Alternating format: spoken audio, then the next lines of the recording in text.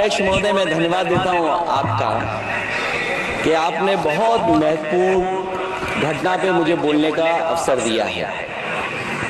संभल जो इसलिए जाना जाता था कि भाईचारे के साथ वहां रहते हैं लोग, वहां अभी से नहीं, सदियों पुराना भाईचारा हजारों साल से इसी तरह रहते आए हैं। लेकिन अचानक ये जो घटना हुई है, ये सोची समझी रणनीति के तहत वेल प्लान्ड हुआ है और वहां के भाईचारे को गोली मारने का काम हुआ है। जो घटना हुई है वो सोची समझी साजिश है।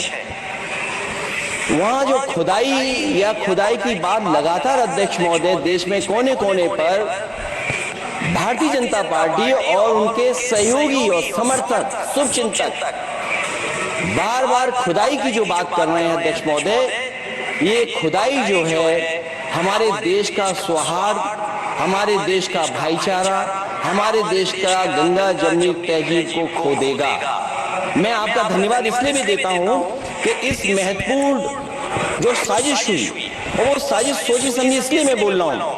उत्तर प्रदेश का चुनाव था, पहले 13 तारीख को चुनाव होना था और 13 तारीख के चुनाव को उन्होंने बढ़ा करके 20 तारीख कर दिया। और इस जो घटना है मैं आपके सामने पढ़ना चाहता हूं। अध्यक्ष महोदय, ये यात्रा रुकी क्यों नहीं है? यात्रा ले जाओ दूसरी तरफ।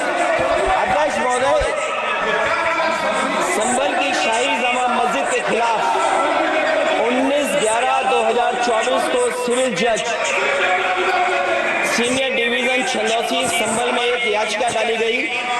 कोर्ट ने दूसरे पक्ष को, अध्यक्ष महोदय सुनिए, ये सुनना चाहिए, हम यूं ही नहीं कहते थे, बोले अध्यक्ष महोदय, हम यूं ही नहीं कहते थे कि संविधान ये मानती नहीं सरकार, हम यूं ही नहीं कहते थे कि संविधान नहीं मानती।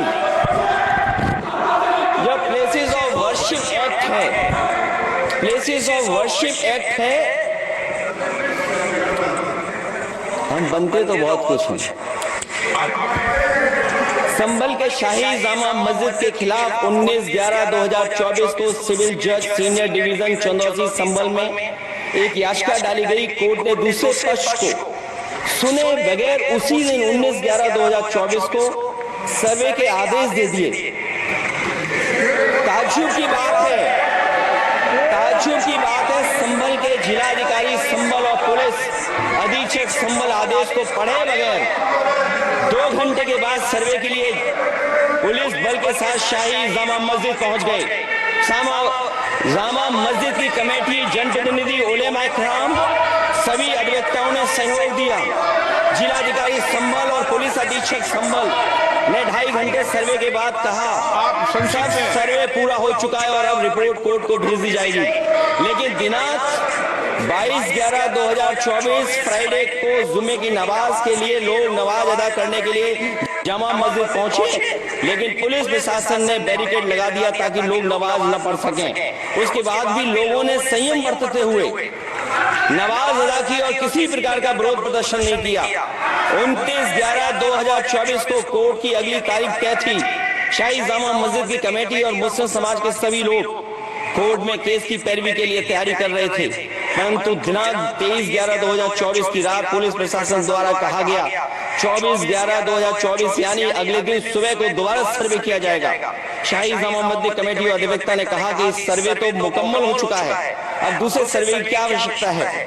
कोर्ट के आदेश का हमने पालन कर दिया। अगर दूसरे सर्वे कराना है तो दोबारा आदेश करवाएं। कोर्ट के आदेश के बाद हम दोबारा सर्वे करा देंगे। लेकिन जिलाधिकारी संभल और पुलिस अधीक्षक संभल ने कोई सुनवाई नहीं की और तानाशाही दिखाते हुए सुबह के वक्त से पहले शाही जामा मस्जिद आ गए। शाही जामा मस्जिद कमेटी और मुस्लिम समाज के लोगों ने फिर भी धैर्य रखा और दोबारा सर्वे के लिए अंदर ले गए। सर्वे के दौरान करीब 1.5 घंटा बाद जब जनता को सूचना मिली तो वो इकट्ठा होना शुरू हो गए। लोगों ने सर्वे का कारण जानना चाहा तो सर्किल ऑफिसर ने उनके साथ गाली गलौज की और लाठीचार्ज करवाकर बुरी तरह जख्मी कर दिया। इसका विरोध करते हुए चंद लोगों ने पत्थर चढ़ाए, जिसके बदले में पुलिस के सिपाही से लेकर के अधिकारियों तक ने अपने सरकारी और प्राइवेट हथियारों से गोलियां चलाई।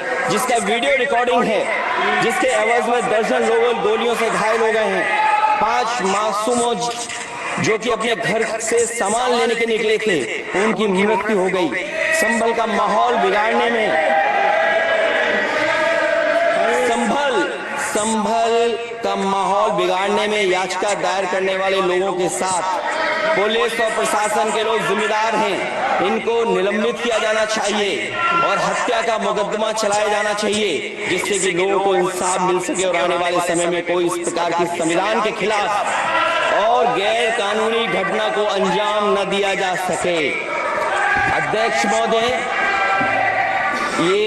ये लड़ाई दिल्ली और लखनऊ की है।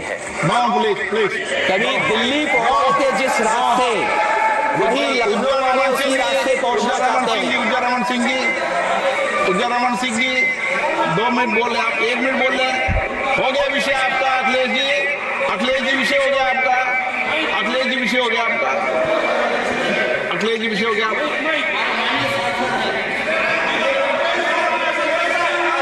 अखिलेश जी आपका विषय हो चुका है, प्लीज।